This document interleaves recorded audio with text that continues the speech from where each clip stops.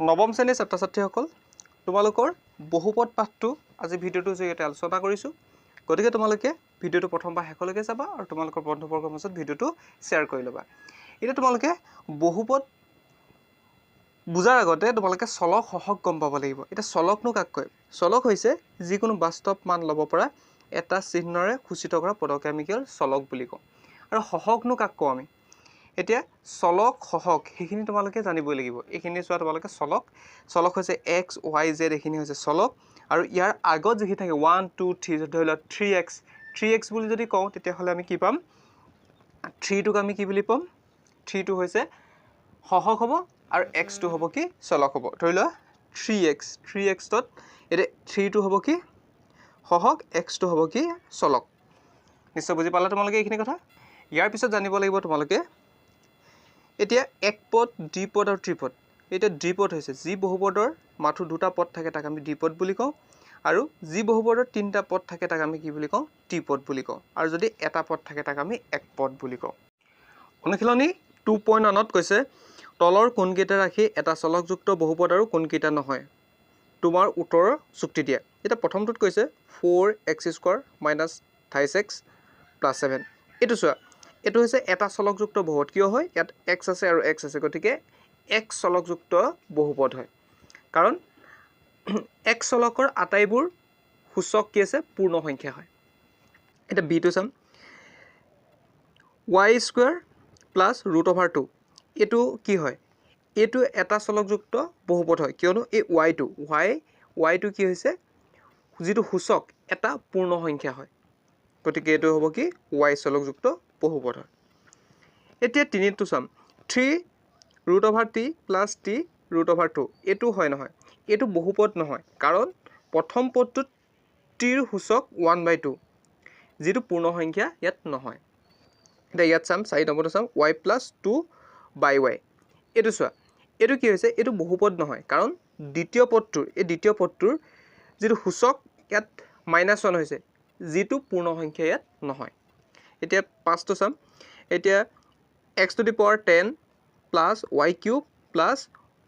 z⁻50 এটো হল কি এটা চলকযুক্ত বহুপদ নাই এটা দুটা তিনটা ইয়াত তিনটা চলকযুক্ত বহুপদ আছে গতিকে এটো এটা চলকযুক্ত বহুপদ নহয়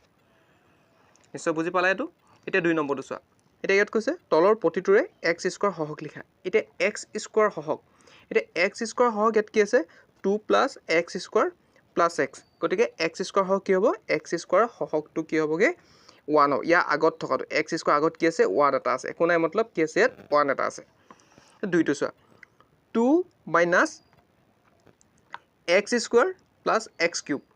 এতিয়া এটোত কি হ'ব এটো x² সহক কি হ'ব এটো -1 হ'ব ইয়াৰ আগত কি আছে ইয়াত মাইনাস আছে আৰু x² আগত কি আছে 1 আছে গতিকে এটো কি হ'ব -1 হ'ব x² সহক ইয়াত কি আছে চোৱা তোমালোকে ইয়াত আছে কি ইয়াত আছে চোৱা এতিয়া π/2 x²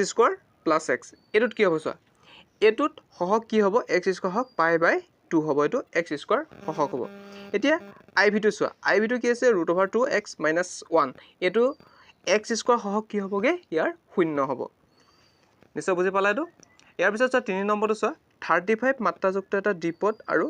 100 মাত্ৰাযুক্ত এটা একপদৰ একোটা উদাহৰণ দিয়া এটো উদাহৰণ কেনেকৈ দিবা চোৱা তোমালোকে এতিয়া ইয়াত চোৱা এতিয়া 35 মাত্ৰাযুক্ত যেটো দ্বিপদ হেতু আমি লিখিব পাৰো ধৰি লোৱা এটো আমি লিখিব পাৰো 5m⁵ + 9 আমি এটো লিখিব পাৰো বা আমি এনেকেও লিখিব পাৰো 2x35 + 8 লিখিব পাৰো এনেকে তোমালোকে যিকোনো লিখিব পাৰা অকল এইকেইটা যে লিখিব লাগিব হেতু নহয় এতিয়া 100 মাত্ৰাযুক্ত এতিয়া 100 মাত্ৰাযুক্ত এক পদ কি লিখিবা ধৰি লোৱা 2x পাৱাৰ 100 এটো হ'ব কি x ৰ পাৱাৰটো কিমান হ'ব 100 হ'ব এটা এটো এক পদ হৈছে ইয়াৰ পিছতো কৈছে তলৰ বহুপদবোৰৰ মাত্ৰা লিখা এতিয়া ইয়াৰ মাত্ৰা কি আছে ইয়াত সৰ্বোচ্চ কি আছে 5x³ আছে গতিকে ইয়াৰ মাত্ৰা কি হ'বগে 3 হ'ব ইয়াৰ মাত্ৰা কি হ'ব স্কোয়াৰ আছে যেহেতু ইয়াত মাত্ৰা কি হ'ব 2 হ'ব ইয়াৰ কি হৈছে কোনো মাত্ৰা নাই ইয়াত আৰু ইয়াৰো কি আছে 3ৰো কোনো মাত্ৰা নাই এতিয়া 5 নম্বৰটো কৈছে তলৰ ৰৈখিক দ্বিঘাত আৰু ত্ৰিঘাত বহুপদবোৰ শ্ৰেণী বিভাজন কৰা এটা ৰৈখিকটো চোৱা তোমালোকে ৰৈখিকটো হ'ব কি এটো হৈছে কি দ্বিঘাত যেহেতু স্কোয়াৰ আছে গতিকে এটো দ্বিঘাত হ'ব এটো হৈছে কি ত্ৰিঘাত এটো কিউব আছে এটো হৈছে কি স্কোয়াৰ আছে গতিকে দ্বিঘাত হ'ব আৰু এটো হ'ব কি ইয়াত 1 + x আছে গতিকে এটো কি হ'বগে ৰৈখিক হ'ব বাকি কিটাও তোমালোকে কৰিবা ইয়াৰ পিছৰখিনি মই এতিয়া আমি অনুশীলনী 2.2 চাম ইয়াত কৈছে কি প্ৰথমটো কৈছে 5x - 4x² + 3 বহুপদৰ মান নিৰ্ণয় কৰা যেতিয়া কি আছে x = 0 হয় তাৰপিছত ইয়াত কৈছে x = -2 হয় আৰু x = 2 হয় এইখিনি কেনেকৈ কৰে চোৱা তোমালোকে আমি এক নম্বৰটো চোৱা আমি কি কৰিলো ধৰা হল বা লেট আমি লিখি ললো px = 5x - 4x² + 3 আমি এটো px সমানটো এটো ধৰি ললো এতিয়া আমি প্ৰথমটোত কি দিয়া আছিল x সমান কি আছে 0 আছে গতিকে এই x ৰ ঠাইত মই 0 বহাম এতিয়া x ৰ ঠাইত 0 বহালে কি চোৱা px ৰ ঠাইত 0 বহালো = 5 এতিয়া x ৰ ঠাইত মই কি বহাম 0 বহাম -4 x ৰ ঠাইত মই কি বহাম 0 বহালো স্কয়াৰ + 3 এতিয়া 5 ৰ লগত যদি 0 ৰ লগত যদি 5 পূৰণ কৰা কি হয় 0 হ'ব মানে 0 ৰ লগত যিকোনো সংখ্যা পূৰণ কৰিলে 0 হয় এটো 0 হ'ব প্লাস কি হ'ব 3 হ'ব গতিকে আমি ইয়াৰ পৰা কিমান পালোগে 3 পালো ঠিক তেনেদৰে তোমালোকে ইয়াৰ বাকি কিটাও কৰিবা তোমালোকক মই এটা কৈ দিছো বাকি কিটা তোমালোকে নিজে প্ৰেক্টিস কৰিলে বেছি ভালকৈ শিকিব পাৰিবা ইয়াৰ 2 নম্বৰটো কি কৈছে চোৱা তলৰ বহুপদবোৰৰ প্ৰত্যেকৰ বাবে p x ৰ ঠাইত 0 1 আৰু 2 নিৰ্ণয় কৰিবলৈ কৈছে এতিয়া মই ইয়াৰ যিকোনো এটা কৈ দিছো তোমালোকক আই ভিডিও কৈ দিছো বাকি তোমালোকে এইকিটা চেষ্টা কৰিবা আৰু তোমালোকে কমেন্টত জনাই দিবা পাৰিছা নে পৰা নাই আমি ইয়াত লিখি ললো px সমান লিখি ললো x - 1 আকৌ আছে x + 1 এতিয়া চোৱা তোমালোকে ইয়াৰ পৰা আমি কি পাম এতিয়া x প্ৰথম x এ কি কৰিলো x এ মই x + 1 আকৌ কৰিলো -1 এ কৰিলো x + 1 ক কৰিলো এতিয়া কি কৰিম চোৱা x এ কৰিলে x² + x ৰ লগত 1 পূৰণ কৰিলে কি হ'ব x হ'ব -1 ৰ লগত x পূৰণ কৰিলে কিমান হ'ব x এ হ'ব -a + a মাইনাস হ'ব 1 হ'ব এতিয়া তোমালোকে চোৱা কি হ'ব এতিয়া এটো x কেনসেল হৈ যাব থাকিব কিমান x² - 1 থাকিলে এতিয়া আমি কৰিম চোৱা এটাকে লিখি লম এটাকে px আছিলে px সমান কিমান হ'বগে px সমান x² - 1 গতিকে p মানটো প্ৰথম কি ধৰিব লাগিছিল 0 ধৰিব লাগিছিল এতিয়া 0² - 1 0² - 1 হলে কিমান হ'বগে সমান কিমান হ'ব 0 টো 0 হ'ব -1 ইজুগেল কিমান হ'বগে 1 হ'ব এতিয়া আমি p মান যদি x ৰ মান যদি 1 ধৰো তেতিয়া হলে কি হ'ব 1² - 1 = 1² 1 - 1 ইজুগেল কিমান হ'বগে 0 হ'ব যদি x ৰ মান যদি আমি 2 ধৰা হয় x ৰ মানটো 2 ধৰা হলে কি হ'ব এতিয়া 2² - 1 ইজুগেল 2 দুগুণ কিমান হ'ব 4 - 1 ইজুগেল -1 ইজুগেল কিমান হ'বগে 3 হ'ব এইকিটা কিবা সহজ তোমালোকে এনেকৈ কৰিবা বাকি কিটাও তোমালোকে কৰিবলৈ চাবা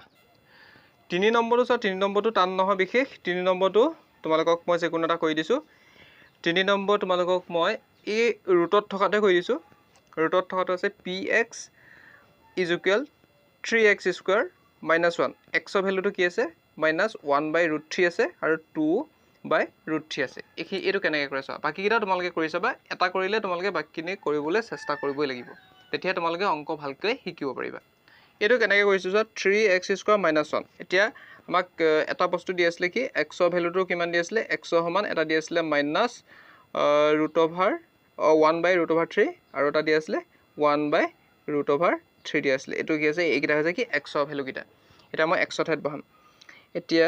3x ৰ ঠাইত মই কি বহাম -1√3 বহালো স্কোয়াৰ আছে -1 এতিয়া কি কৰিম চোৱা 3 প্ৰথম ইনটু প্ৰথম মাইনাস ডাল কি আছে প্লাস হৈ যাব 1 * 1 হ'ব √2 কেনসেল কৰিছে গলে 3 আহিব -1 এতিয়া 3 আৰু 3 কেনসেল কৰি দিলে থাকিব কিমান 1 - 1 ইজ ইকুৱেল কিমান থাকিবগৈ 0 থাকিব এতিয়া ঠিক তেনেদৰে আমি আকৌ কৰি চাম 3 এতিয়া x স্কোৱাৰ ঠাইত আমি কি পাতিম 1/√3 পাতিম 1/√3 পাতিলোঁ এতিয়া 1/√3 পাতিলে চোৱা তোমালোকে এইটো স্কোৱাৰ হ'ব -1 থাকিবই এতিয়া 3 ইনটু 1 আকৌ √(স্কোৱাৰ কেনচেল গুচি গ'লে কি হ'বগৈ 3 হ'ব -1 এইটো কি হ'ব 3 3 কেনচেল গুচি গ'লে